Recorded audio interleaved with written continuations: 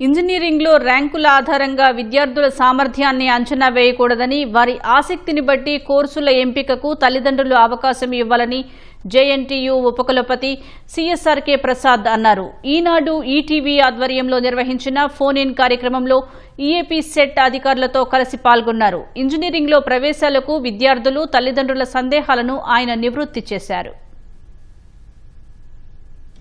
JNTU Kakinada ఈనాడు వాళ్లతో phone in కార్యక్రమం నిర్వహించడం జరిగింది. పిల్లలకి కానీ పిల్లల తల్లిదండ్రులకు కానీ నెంబర్లు ఇచ్చి వాళ్ళ యొక్క సమస్యలు లేకపోతే సందేహాలు నివృత్తి చేసుకోవడానికి ఒక అవకాశం కల్పించడం జరిగింది. మన ఈస్ట్ వెస్ట్ గోదావరి జిల్లాలనే కాకుండా ఒంగోలు, ప్రకాశం జిల్లా వరకు కూడా కాల్ చేశారు.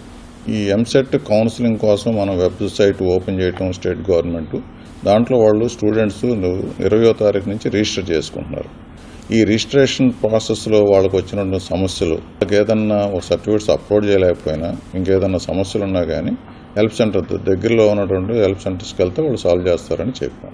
మంచి కాలేజీకి ఏంటి అంటే మనం చెప్పామన్నమాట. మంచి కాలేజీ అనేది మీరు కొన్ని పారామీటర్స్ పెట్టుకొని NAC కానీ, NAC అక్రిడేషన్ కానీ, NBA అక్రిడేషన్ కానీ, అట్లాగే NIRF ర్యాంకింగ్లో కానీ వేరే ర్యాంకింగ్లో కానీ ఉన్నాయా లేవా వెబ్సైట్కి వెళ్ళి అక్కడ ఫ్యాకల్టీ మెంబర్స్ ఉన్నారా, అట్లాగే ఫెసిలిటీస్ ఏమున్నాయి, ల్యాబొరేటరీస్ ఏమున్నాయి, ఇలాంటివన్నీ చూసుకొని మీరు నిర్ణయించుకోండి. వాళ్ళకి ఏ విషయం మీద మక్కువ ఉంది, ఏ బ్రాంచ్ మీద మక్కువ ఉంది అనేది తెలుసుకొని దాని ప్రకారం చేయటం మంచిది. మీరు ఆలోచించుకోవాల్సింది ఏంటంటే బ్రాంచ్ ఏంటి, కాలేజీ ఏంటి, ఒకవేళ ఆ బ్రాంచ్ రాకపోతే నెక్స్ట్ బెస్ట్ బ్రాంచ్ ఏంటి, ఇది చూసుకోవాలి తప్పితే నాకు అదే కావాలి, అది లేకపోతే నా జీవితం నాశనం అయింది, నేను ఇంకేం పాడైపోయాను అని వద్దు.